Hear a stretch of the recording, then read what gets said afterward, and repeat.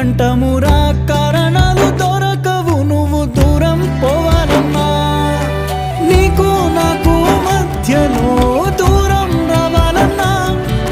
వద్దు అంటూ ఆ క్షణాన్ని ఏడుస్తూ ఆపనా